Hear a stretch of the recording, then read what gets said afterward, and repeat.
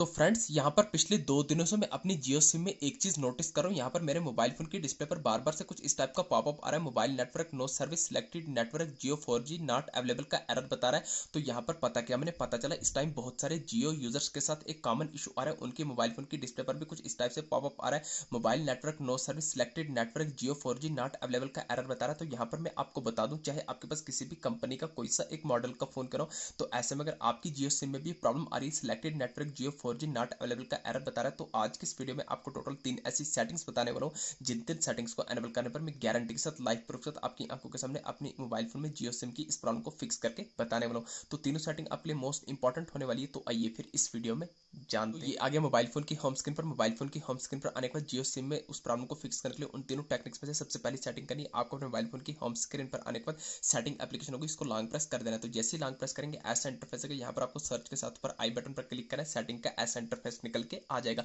तो यहाँ पर आपको स्क्रॉल करना है, आपके सामने बहुत सारे ऑप्शन आएंगे, manage notification, permission, data usage, storage. तो आपको स्टोरेज पर क्लिक करना है, स्क्रॉल करना है नीचे, आपको रेड कलर में क्लियर कीजिए पर क्लिक करना है, एक स्टेप बैक करना है, टॉप कॉर्नर पर 4 स्टॉप पर क्लिक करने के बाद बॉटम में 4 स्टॉप करना है, तो आप बैक फोन की होम स्क्रीन पर आ जाएंगे। ये आ गई सेटिंग नंबर फर्स्ट। अब यहाँ पर आपको दूसरी इंपॉर्टेंट सेटिंग करनी है, आपको अपने मोबाइल फोन की होम स्क्रीन पर आने के बाद सेटिंग्स को ओपन करना है। जैसे ही सेटिंग्स को ओपन करेंगे सेटिंग का ऐसा इंटरफेस आएगा, यहाँ पर आपको सेटिंग के टॉप कॉर्नर पर सर्च बार में डायरेक्ट सर्च करना होगा, RESET, आपको रीसेट लिख के सर्च करना है। ध्यान रहे आपको अपने मोबाइल फोन को रीसेट, रिस्टार्ट या रिबूट नहीं करना है। जैसे आप रीसेट लिख के सर्च करेंगे डिफरेंट ऑप्शन आएंगे, बैकअप एंड रीसेट भी नहीं करना है, रीसेट फोन भी नहीं करना है, रीसेट ऑल सेटिंग या रीसेट सेटिंग का ऑप्शन एक ही चीज है, कंफ्यूज होना है। आपको रीसेट ऑल सेटिंग पर क्लिक करना है, अगेन आपको रीसेट ऑल सेटिंग पर क्लिक करना है, जो भी पैटर्न लॉक सिक्योरिटी रखेगी उसको लगा देंगे। तो जैसे आप लगा देंगे ऐसा इंटरफेस आएगा, नीचे आपको बॉटम में रेड कलर में रीसेट ऑल सेटिंग पर क्लिक करके अगेन क्लिक करना है, ये आपके फोन की सेटिंग रीसेट हो रही है। बाकी आपके फोन में कोई भी डेटा डिलीट होगा, लाइव प्रूफ से करके बता रहा हूं, system setting have been reset, यानी कि आपके फोन की सिर्फ सिस्टम सेटिंग रीसेट होगी, बाकी कोई भी डेटा डिलीट नहीं होगा। तो जैसे आप ये दो सेटिंग करेंगे, अब यहाँ पर आपको लास्ट एंड फाइनल सेटिंग, सबसे इंपॉर्टेंट सेटिंग करनी है आपको मोबाइल फोन की होम स्क्रीन पर आने के जो भी ऑन अपना बटन है उसको लॉन्ग प्रेस करना है।